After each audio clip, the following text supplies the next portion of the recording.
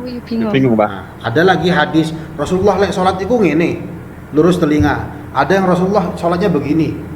Ada yang Rasulullah ini Allah, lihat saya ya, Allahu Akbar. Kalau kita kan begini, Allahu Akbar begini ya. Nah, Ya. ada yang meriwayatkan Allahu Akbar. Nah, kamu mau ikut sunnah Nabi, masa kamu gunakan semua? Jadi Allahu Akbar. Bingung kan akhirnya kan? Bingung, Pak. Bermasalah enggak? Sakit, Pak. Nah, bermasalah enggak? Karena kita anak PAI bingung, makanya ojo gemeru.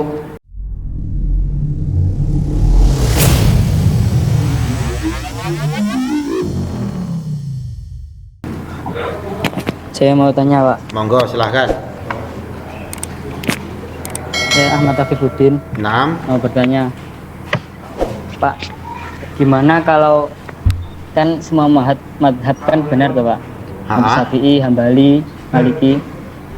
Tapi gimana kalau kita melakukan suatu ibadah, contohnya kita sholat, kita itu sholat mengikuti madhab Syafi'i, tapi di sisi lain kita puasa itu mengikuti madhab Hambali. Oke. Ada satu Kita istilah, oke, saya tangkap pertanyaannya. Ya. Ada satu istilah Terima kasih. yang disebut dengan talfik madhab, mencampur adukan madhab. Mencampur adukan madhab ini, para ulama menjelaskan tidak boleh. Kenapa kok tidak boleh? Karena nanti dia menggampangkan. Talfik madhab itu mencampur adukan ya. Misalkan begini. Misalkan siapa tadi kamu namanya? Misalkan Hafid Imaduddin deh. Hafid ini bermadhab Syafi'i. Kalau madhab Syafi'i dia mengatakan laki dan perempuan, laki kalau mempunyai wudu kemudian menyentuh seorang perempuan itu hukumnya apa? Batal wudunya. Kan begitu kan? Nah, kemudian misalkan si Hafid ini subuh dia wudu.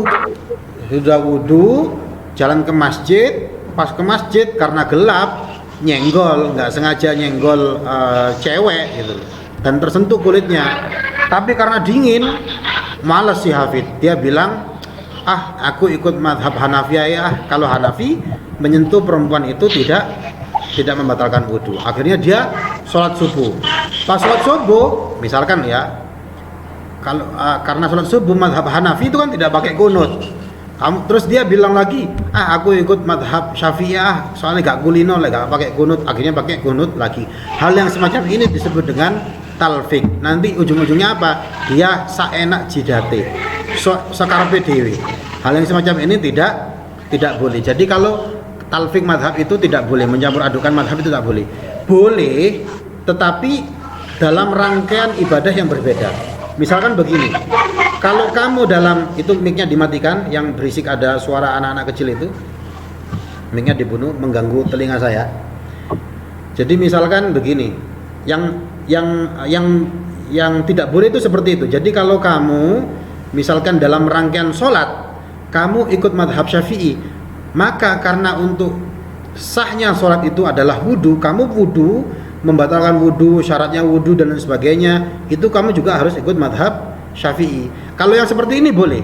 Misalkan kamu dalam madhab dalam sholat kamu ikut madhab Syafi'i, kemudian dalam soal apa pernikahan, hukum-hukum pernikahan dan sebagainya, kamu ikut madhab Hambali. Yang seperti ini tidak masalah. Kenapa? Karena secara langsung ini tidak ada hubungannya. Begitu. Bisa dipahami? Saya ulangi lagi ya, kamu sholat ikut madhab Syafi'i, maka apa yang menjadi syarat sah sholat, apa yang membatalkan sholat, kamu harus wudu dan lain sebagainya, maka kamu harus ikut pendapatnya Imam Syafi'i. Tetapi kalau kamu dalam hal munakahat, menikah gitu, pernikahan, hukum pernikahan, kamu ikut madhab Maliki, itu tidak ada masalah. Kenapa? Karena ini adalah dua hal yang berbeda. Nah, kalau yang talfik tadi itu sholatnya ikut Syafi'i, tapi yang membatalkan sholat kamu ikut madhab Hanafi. Ya, itu yang tidak boleh gitu. Monggo yang lain yang mau bertanya. Saya, Pak. Saya, Pak. Iya, Yo, siapa dulu salah satu. Rian. Rian, monggo Rian, tanya apa Rian? Ya Pak, baik Pak, saya tanya yang tentang mazhab tadi Pak. Kalau talfik tidak boleh, terus kalau misal taklid itu boleh atau tidak Pak? Talfik itu tidak boleh. Mayoritas ulama mengatakan tidak boleh talfik mazhab. Kalau taklid? Apa? Taklid, Pak. Iya, Taklid. taklid. Ya harus dong. Kamu taklid kepada Imam Syafi'i. Kalau kamu enggak, Syafi'i. coba sekarang kamu misalkan saya kasih contoh. Siapa tadi namanya? Rian Pak. Rian. Heriana, kamu mengikuti Nabi kan kalau dalam beribadah kan? Ya. Ini ada 2 hadis. Suatu saat ada sahabat Nabi yang singkat cerita nyentuh istrinya. Akhirnya sama Rasulullah disuruh wudhu lagi karena membatalkan wudhunya. Tapi pada hadis lain suatu saat Rasulullah pernah dicium atau mencium, saya lupa, Siti Aisyah radhiyallahu an. Gak wudhu langsung sholat. Nah, kamu mau ikut hadis Nabi, kamu ikut sunnah Nabi. Jadi kalau menyentuh perempuan itu batal nggak wudhunya? Batal. Saya Batal, tanya Pak. ke Rian tadi itu. Ada 2 lah ya. Satunya ngomong Pak. Satunya ketika Rasulullah dicium atau mencium, saya lupa, Siti Aisyah tanpa wudhu, beliau sholat. Tetapi pada satu kejadian lagi ada sahabat yang singkat cerita nyentuh sama istrinya suruh wudhu lagi. Nah, kamu mau ikut sunnah Nabi, mana yang kamu lakukan? Wudhu atau tidak wudhu? Rian. Wudhu Pak. Berarti kalau kami ikut wudhu yang tadi itu, yang apa, yang hadis Nabi yang satunya lagi tidak kamu ikuti, kamu ingkari gitu. Ya ini Pak, apa namanya?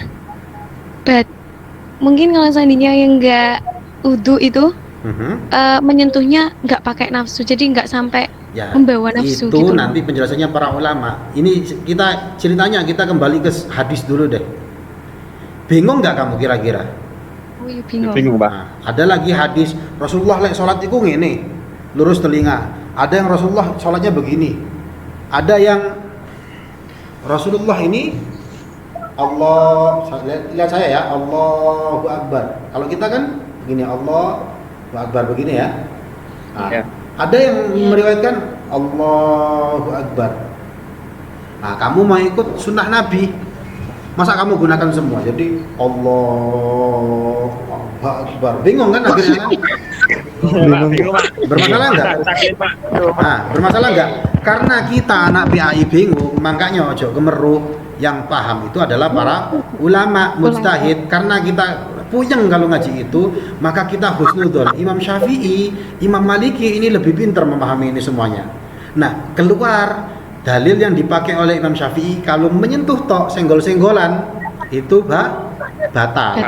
Imam Hanafi mengatakan tidak batal. Imam Maliki lihat dulu, kalau colekannya pakai syahwat itu batal. Tapi kalau colek-colekannya tidak pakai syahwat tidak batal dan sebagainya.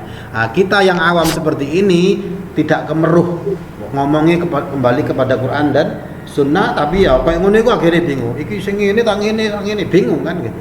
Akhirnya kita taklid. Nah, ini coba kita taklid kepada para ulama yang memahami hal semacam itu. Monggo yang lain. Paham enggak? Saya, Pak. Rian paham apa tidak Rian? Alhamdulillah Pak, matur nuwun. Monggo yang lain silakan. Saya Pak. Pak Zudi, sebentar ya. Ini ada ratusan, puluhan mahasiswa yang bertanya kepada saya. Ini bukti saya dosen teladan. Ini tolong dicatat oleh fakultas, Pak. Sampean boleh survei ke ini. Coba ya, teman-teman, ada yang enggak yang ngajarnya kayak saya seperti ini? Enggak, seperti aja.